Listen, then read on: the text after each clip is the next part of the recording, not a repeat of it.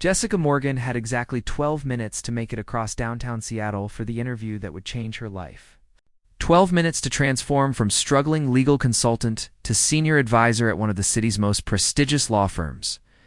She gripped her steering wheel, mentally rehearsing her opening statement. When she noticed it a sleek silver Maserati parked so close to her modest Honda that escape seemed impossible. "You've got to be kidding me," she muttered, unbuckling her seatbelt with sharp, frustrated movements. The parking garage's fluorescent lights cast harsh shadows as she stepped out, her navy blazer and matching skirt chosen specifically to project confidence and competence. Now, she just felt trapped. The Maserati gleamed under the lights, its paint job probably worth more than her entire year's rent. Jessica circled it once, twice, searching for any gap she might squeeze through. Nothing. Whoever owned this vehicle had either terrible spatial awareness or a complete disregard for other people. Given the price tag, she suspected the latter, the stranger with silver eyes looking for something. The voice came from behind her, smooth and slightly amused. Jessica spun around to find a man leaning against the garage's concrete pillar, watching her with undisguised interest. He stood well over 6 feet tall, wearing a charcoal suit that fit him like it had been designed by someone who understood exactly how fabric should drape over broad shoulders. His dark hair was slightly tousled, as though he'd run his fingers through it recently, and his eyes, as she caught her breath, were an unusual shade of gray that seemed to see right through her carefully constructed professional facade. "Yes, actually," Jessica said, recovering her composure. "I'm looking for the incredibly inconsiderate person who thought it was acceptable to trap my car in this parking spot. You wouldn't happen to know who that might be, would you?" The corner of his mouth twitched. "I might have some information about that." "Wonderful." Jessica crossed her arms. "Then you can tell them they've just made me late for the most important interview of my career. I'm sure they'll be thrilled to know their parking skills have potentially ruined someone's professional future." "The most important interview of your career," he repeated, pushing off from the pillar and walking toward her, with a confidence that suggested he'd never been uncertain about anything in his life. "That sounds serious. Where's this interview?" "Sterling and Associates," Jessica answered before she could stop herself. "Not that it's any of your business, but I have exactly 10 minutes now to get to the financial district, and thanks to your friend's car. I'm going to have to call a rideshare and pray there's no traffic." Something shifted in his expression, though Jessica couldn't quite read what it meant. He pulled out his phone, typed something quickly, then looked back at her. "Sterling and Associates. Senior legal advisor position." Jessica's eyes narrowed. "How do you know that?" "Lucky guess." He slipped his phone back into his pocket. "I have a proposition for you. My car is clearly in your way, and you clearly need to get somewhere important. I'm heading to the same building. I'll drive you there myself, and we'll make sure you're not late." "An unexpected alliance. Let me get this straight," Jessica said slowly. "You want me to get into a car with a complete stranger who just admitted to blocking me in?" "When you put it that way, it does sound questionable," he acknowledged. "But consider the alternative. You wait for a rideshare, hit traffic, and definitely miss your interview. Or you take a chance, get there in 7 minutes, and I personally ensure you walk through those doors with time to spare." Jessica studied him. Everything about this situation screamed bad idea, from his too expensive suit to his too confident smile. But he was right about one thing. Her options were limited, and time was rapidly running out. "Fine," she said. "But if you turn out to be some kind of serial killer, I want it on record that I think this is a terrible idea." "Noted," he said, his eyes crinkling with genuine amusement. "I'm Owen, by the way, Jessica." She grabbed her portfolio from her car. "And for the record, Owen, your parking skills are still terrible." Also noted. The drive, the Maserati's interior smelled like leather and something woodsy. Expensive cologne, maybe. Jessica fastened her seatbelt as Owen started the engine, which purred to life with a sound that probably cost more than her college education. He navigated the parking garage with ease, and soon they were weaving through downtown Seattle's morning traffic. Jessica tried not to notice how competent he looked behind the wheel, or how the morning sunlight caught the angles of his face, or how he seemed to know exactly which shortcuts to take. "So," Owen said, breaking the comfortable silence, Sterling and Associates. Impressive firm. Very selective about who they hire. That's why I can't be late, Jessica replied, watching the buildings rush past. I've been working toward this for 3 years. Built my reputation handling complex contract disputes, won several cases that people said were impossible. This position would mean everything. What makes you think you're the right fit? Jessica glanced at him, surprised by the genuine curiosity in his voice. Because I don't give up ever. When everyone else sees obstacles, I see solutions. When other lawyers say a case is unwinnable, I find the angle nobody else considered. And because I'm willing to call out expensive cars that block people in, even when it might be smarter to stay quiet. Owen laughed, a real laugh that transformed his entire face. That last quality might be more valuable than you think. They pulled up to the Sterling and Associates building with 3 minutes to spare. The glass tower stretched toward the sky, all modern architecture and implied power. Jessica's heart hammered against her ribs. Thank you, she said, gathering her things. I mean it. Even if your parking caused the problem in the first place, you solved it. I appreciate that. Jessica, Owen said as she reached for the door handle. She turned back to find him watching her with an expression she couldn't quite decipher. Good luck in there. Something tells me you're going to do exceptionally well. The interview, the Sterling and Associates lobby, was everything Jessica had imagined: marble floors, contemporary art on the walls, and a receptionist who looked like she'd stepped out of a fashion magazine. Jessica gave her name, smoothed down her blazer one last time, and tried to steady her breathing. Ms. Morgan? A woman in her 40s approached, tablet in hand. I'm Caroline, Mr. Sterling's executive assistant. He's ready for you now. If you'll follow me? They took an elevator to the 20th floor. Her floor-to-ceiling windows offered a breathtaking view of Seattle's skyline. Carolyn led her down a hallway lined with conference rooms, each more impressive than the last, until they reached a set of double doors. Mr. Sterling has been looking forward to meeting you, Carolyn said. Knocking once before opening the door, Jessica stepped inside, her prepared speech ready on her lips, and froze behind the massive desk.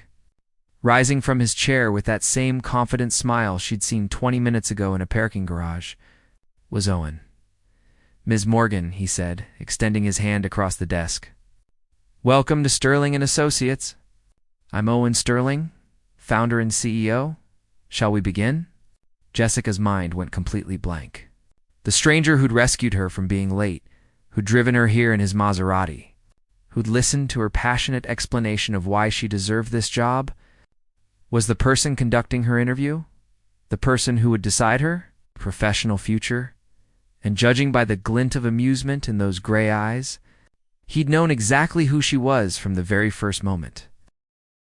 Jessica's hand moved automatically to shake Owen's, but her mind was racing at 100 miles per hour. Heat crept up her neck as she replayed every word she'd said in the car, every complaint about parking skills, every moment she'd been completely unfiltered and unprofessional. Please. Have a seat, Owen said, gesturing to the leather chair across from his desk. His tone was perfectly neutral, but there was something dancing in those gray eyes that made Jessica want to sink through the floor. She sat, crossing her ankles and placing her portfolio carefully on her lap, buying herself precious seconds to regroup. Mr. Sterling, I apologize if anything I said earlier was inappropriate. I had no idea that the inconsiderate person with terrible parking skills was your potential employer. Owen finished, settling back into his chair. No, I gathered that. And for what it's worth, I found your honesty refreshing. Most candidates spend the entire interview telling me what they think I want to hear. You already told me exactly what you thought before you even knew who I was. That's one way to look at it, Jessica said, feeling her professional composure slowly returning.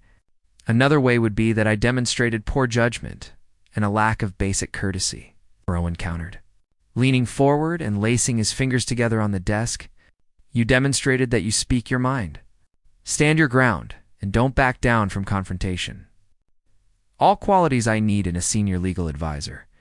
The test begins. Jessica met his gaze directly. If he wanted honesty, she'd give him honesty. Then let's talk about why I'm the right person for this position, Mr. Sterling. You've read my resume, so you know my background. 3 years at Morrison & Partners, specializing in complex contract disputes. I've won 14 out of 16 cases, and the 2 I lost were on technicalities, not merit. I've negotiated settlements that saved my clients millions, and I don't quit when things get difficult. Impressive credentials, Owen acknowledged. But credentials are just paper. I need to know how you handle real pressure, how you think on your feet when everything is falling apart around you. He pressed a button on his phone. Carolyn, please send in the Bennett file and ask Richard to join us. Jessica's stomach tightened. She'd prepared for a standard interview, not whatever this was about to become. 2 minutes later, a man in his mid-50s entered the office. His expensive suit rumpled, and his face flushed with barely contained anger. Caroline followed, placing a thick file on Owen's desk before quietly exiting. Richard Bennett, Owen said, "This is Jessica Morgan, potentially our new senior legal advisor. Jessica, Richard is one of our most challenging clients. Richard, why don't you tell Jessica about your situation?" Meeting the Bennetts, Richard didn't sit. He paced instead, his movements sharp and agitated. "My father died 6 months ago and left his company, Bennett Technologies, to be split between myself and my sister Diana, 50-50. The problem is, Diana hasn't worked a day at that company in 15 years. She ran off to Europe to paint or find herself or whatever nonsense she claims. Meanwhile, I've been there every single day building the business, making the hard decisions. And now she wants to waltz back in and take half of everything I've built?" Jessica glanced at Owen, who gave her an almost imperceptible nod. "This was her test, Mr. Bennett," she began carefully. "I understand your frustration. You feel your contributions haven't been properly recognized. But may I ask, what exactly did your father's will specify?" "Equal shares," Richard spat. "But it's not fair. It's not right." "Fair and legal are sometimes 2 different things," Jessica said, her mind already working through the angles. "Did your father leave any documentation about his reasoning? Letters, memos, anything that indicated his thought process?" Richard stopped pacing. There were some letters, personal correspondence between him and Diana. "I haven't read them because they're personal, but my lawyer thinks they might be relevant." "They're absolutely relevant," Jessica said, leaning forward. "Mr. Bennett, I know this isn't what you want to hear, but those letters could be the key to understanding your father's intentions. They might reveal that he had specific reasons for structuring his will this way. Perhaps he wanted to bring Diana back into the family business. Perhaps he felt she had other contributions that weren't financial. Or perhaps he simply wanted his children to find a way to work together, work with Diana." Richard laughed bitterly. "Impossible. Finding the solution, is it?" Jessica challenged. "Because from where I'm sitting, you have 2 choices. You can fight this will in court, spend the next 2 years in litigation, waste hundreds of thousands in legal fees, and potentially destroy whatever relationship you have left with your sister. Or you can try to find a solution that honors your father's wishes while protecting your interests." Owen remained silent, but Jessica could feel his attention on her, weighing every word. "What kind of solution?" Richard asked, his hostility wavering. "One that acknowledges both your dedication and Diana's rights as a beneficiary. Perhaps a management structure where you maintain operational control, while Diana has equity ownership. Perhaps a buyout agreement with terms that work for both parties. Perhaps even a partnership where Diana's skills, whatever they may be, complement yours in ways you haven't considered." Jessica stood, moving to where Richard could see her face clearly. "Mr. Bennett, I've seen family businesses torn apart by inheritance disputes. I've watched siblings who once loved each other become enemies over money and perceived slights. Your father left you equal shares for a reason. Maybe before you decide to fight, you should try to understand what that reason was." Richard stared at her for a long moment, then looked at Owen. "She's good." "Brutal, but good." "That's what I'm hoping," Owen replied. "Richard, I'll have Jessica review those letters if you're willing to share them. We'll develop a strategy that protects your interests while respecting the will's terms. Give us 1 week." After Richard left, the office fell into silence. Jessica returned to her seat, suddenly aware that her hands were trembling slightly. She'd just given legal advice to a client before even being officially hired. That was either brilliant or completely reckless. The verdict, well, Owen said finally, a slow smile spreading across his face. That was unexpected. I apologize if I overstepped, Jessica began, but Owen held up a hand. You did exactly what I needed you to do. Richard Bennett has been making everyone in this firm miserable for 6 months. 3 of my best lawyers have tried to manage him, and he's dismissed every one of their suggestions. You got him to actually consider a compromise in less than 10 minutes. I just told him the truth, Jessica said. Sometimes people need to hear things they don't want to hear. Like when someone's parking is terrible? Owen asked, that amusement back in his eyes. Despite everything, Jessica laughed. Exactly like that. Owen stood, walking around his desk to lean against it, closer to where Jessica sat. The job is yours if you want it, Jessica. But I need you to understand what you're signing up for. This firm handles high-stakes cases with demanding clients. Long hours, intense pressure, and situations that will test every skill you have. I expect excellence, and I don't accept excuses. I don't make excuses, Jessica replied, meeting his gaze. I make solutions. Then welcome to Sterling and Associates. Owen extended his hand again, and this time when Jessica shook it. The touch lingered a moment longer than professionally necessary. Your first assignment is the Bennett case. I want a full analysis on my desk by Friday, including proposed settlement options and a psychological assessment of the family dynamics. Friday? Jessica repeated. That's 3 days away? Is that a problem? Jessica thought about the mountain of work ahead, the late nights, the research she'd need to conduct. Then she thought about why she'd wanted this job in the first place, the challenge. The opportunity, the chance to prove herself at the highest level. No problem at all, she said. Gathering her portfolio, I'll have it to you by Thursday evening. It's the beginning. As Jessica walked toward the door, Owen's voice stopped her. Jessica, one more thing. She turned back. I wasn't parked badly this morning. I saw you rushing to your car and recognized your name on the interview schedule. I positioned my car specifically to make sure I'd intercept you before you left. Jessica's eyes widened. You blocked me in on purpose. I wanted to see how you'd react under pressure, how you'd handle an unexpected obstacle when the stakes were high, whether you'd crumble or adapt. Owen's expression was completely serious now. I needed to know who you really were, not just the polished version you'd present in an interview. That's Jessica searched for words. That's manipulative and calculating and completely unprofessional. Yes, Owen agreed. It is. Do you want the job anyway? Jessica should have been angry. She should have walked out and reported him to every professional ethics board she could find. Instead, she found herself smiling, a real smile that matched the strange excitement building in her chest. See you Monday morning, Mr. Sterling. Owen, he corrected. If we're going to be working together, you should call me Owen. See you Monday morning, Owen. As the elevator carried her back down to the lobby, Jessica caught her reflection in the polished doors. Her cheeks were flushed, her eyes bright with something that might have been adrenaline, or might have been something far more complicated. She'd gotten the job. She'd impressed one of Seattle's most respected legal minds, and she'd somehow ended up working for a man who'd deliberately trapped her car just to test her. Character, this was either going to be the best decision of her career or an absolute disaster. Possibly. Both Jessica had thought she understood pressure. 3 years at Morrison and Partners had taught her about long hours, demanding clients in cases that seemed impossible to win.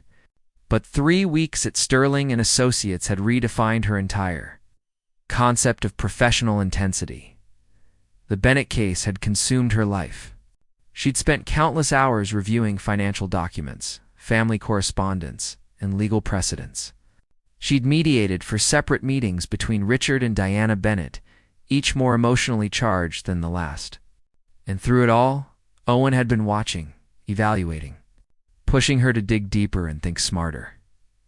Tonight, she sat alone in the conference room at 9:30, surrounded by documents and empty coffee cups, trying to finalize the settlement proposal that would hopefully end this nightmare. The Seattle skyline glittered beyond the windows. the city alive with possibilities while she was trapped inside analyzing trust fund disbursements. "You're still here." Jessica looked up to find Owen standing in the doorway. His tie loosened and his jacket draped over one arm. He looked tired but somehow even more attractive than usual, which was distinctly unfair given that she probably resembled something that had crawled out of a legal textbook. "The settlement conference is tomorrow morning," she said, gesturing at the chaos surrounding her. "I need to make sure every detail is perfect. Richard and Diana have finally agreed to meet face to face, and if this falls apart, they might never speak again." Owen walked into the room, setting his jacket on a chair and rolling up his sleeves. "Show me what you have." He was working through the night for the next 2 hours. They worked side by side, Owen challenging every assumption Jessica made and forcing her to strengthen her arguments. He was relentless, questioning her logic and poking holes in her reasoning, but never in a way that felt dismissive. Instead, it felt like he was sharpening her, honing her skills until they cut clean and true. "Here," Jessica said, pointing to a clause in the proposed agreement. "Diana gets 40% equity, with Richard retaining operational control and 60% ownership. But there's a performance clause. If Diana actively participates in the business for 3 consecutive years and the company grows by at least 15%, her equity increases to 45%. And if Richard wants to buy her out?" Owen asked. "He can, but only after year 5, and only at fair market value determined by independent assessment. It prevents him from forcing her out immediately, while giving him an eventual exit strategy if they truly cannot work together." Owen studied the document, then looked at her with something approaching admiration. "This is excellent work, Jessica. You found a balance that protects both parties while incentivizing cooperation. How did you get them to agree to this?" "I told them the truth," Jessica said, leaning back in her chair and rubbing her tired eyes. "I showed Diana the company's financial records and explained that without Richard's expertise, Binet Technologies would likely fail within 2 years.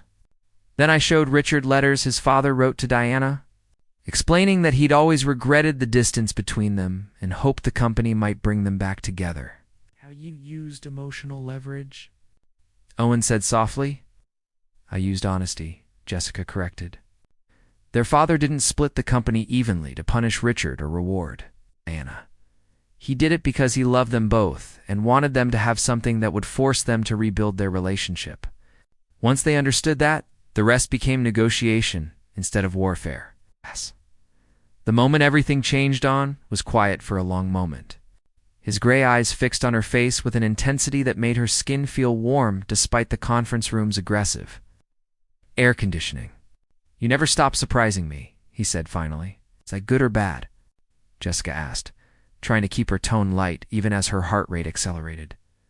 "I'm still deciding." He stood, walking to the windows and looking out at the city below. Jessica watched him, noticing details she'd tried not to notice over the past 3 weeks.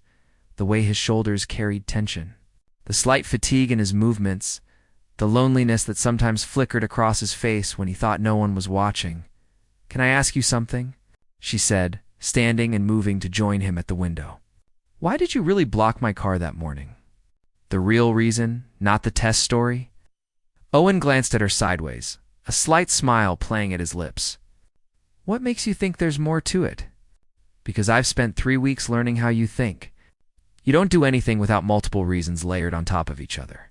So yes, you wanted to test me, but there's something else." He turned to face her fully, close enough that she could see the silver flecks in his gray eyes. Smell the faint scent of his cologne mixed with coffee and late-night dedication.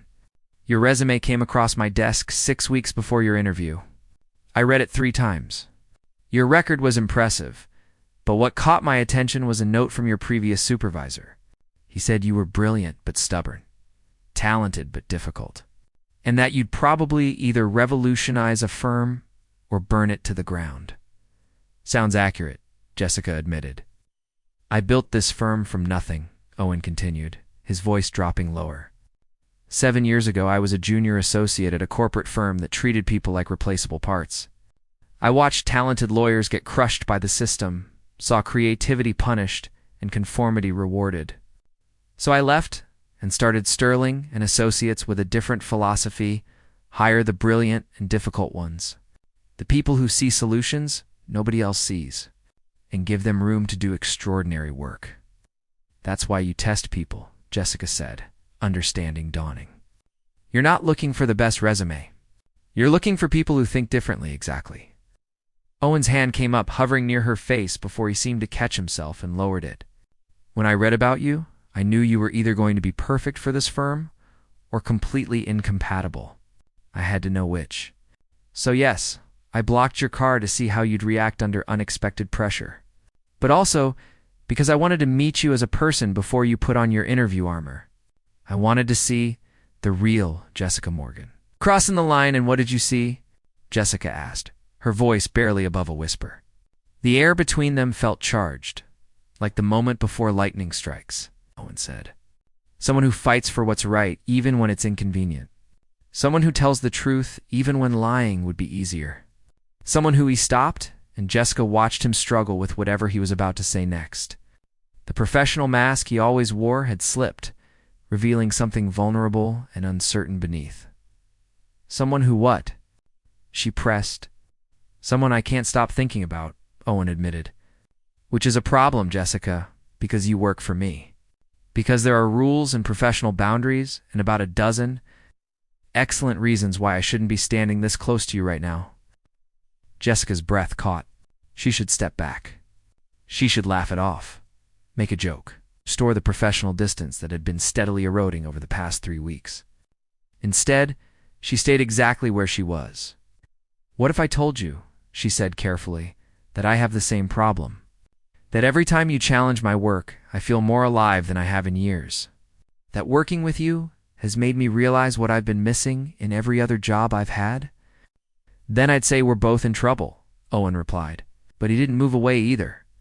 The city lights reflected in the windows, casting patterns of shadow and gold across his face. Jessica had spent 3 weeks being professional, being careful, maintaining perfect boundaries.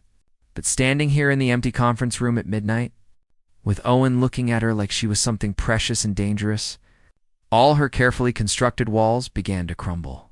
Owen, she whispered. Tell me to leave, he said, his voice rough. Tell me this is a bad idea, and I'll walk out that door right now. We'll pretend this conversation never happened. We'll go back to being boss, an employee, nothing more.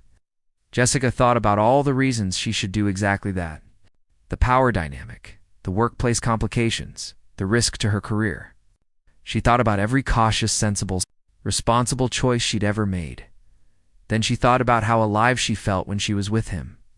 How he challenged her to be better than she'd ever imagined she could be. How his smile made her heart race in ways that had nothing to do with professional admiration. I don't want you to leave, she said. Owen's hand cupped her face, his thumb brushing her cheekbone with a devastating gentleness. This changes everything, Jessica. If we do this, there's no going back to the way things were. I know, there will be complications. People will talk. Some will say you slept your way to this position, that you don't deserve your success. Let them talk, Jessica said, covering his hand with hers. I know what I've earned. You know what I've earned?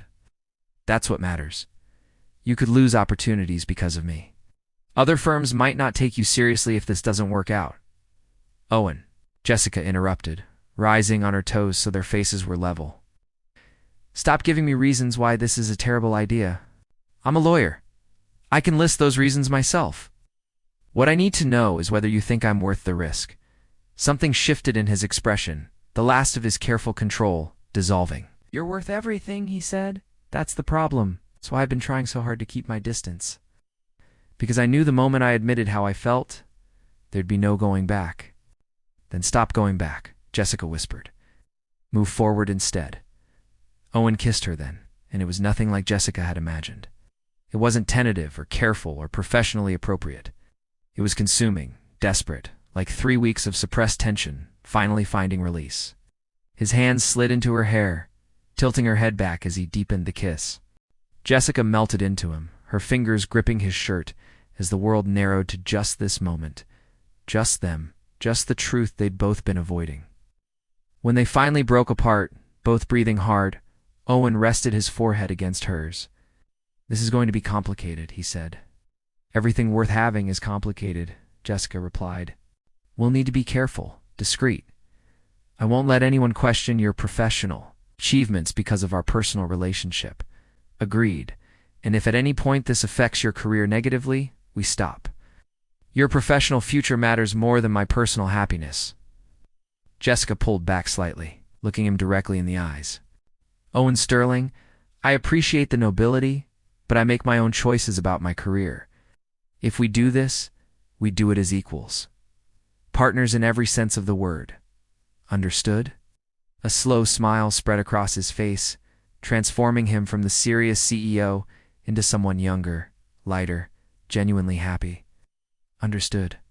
Partner's good. Jessica glanced at the clock on the wall. Now, partner, we have a settlement conference in 8 hours. I need at least a few hours of sleep before I try to convince the Bennett siblings not to murder each other. My place is closer, Owen said. Then immediately added, I have a guest room. You could rest there. Save yourself the commute home and back. Jessica raised an eyebrow. Your place has a guest room? It does? Will you use it? That's entirely up to you. She should say no. Should go home. Process everything that had just happened. Approach this new development with caution and careful planning. But looking at Owen, seeing the hope and vulnerability in his expression, Jessica realized she was done being cautious. Lead the way, she said.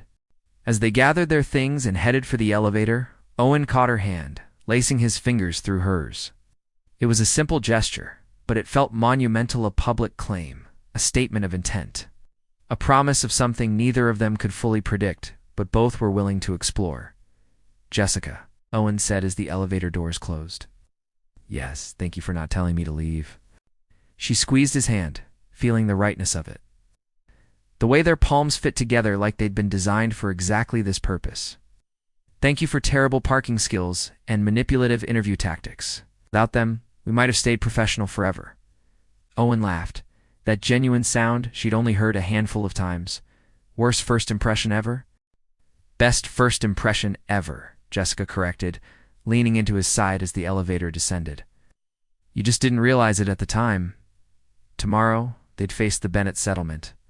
Next week, they'd navigate workplace dynamics and professional boundaries. Eventually, they'd have to address the complications that came with mixing business and personal feelings.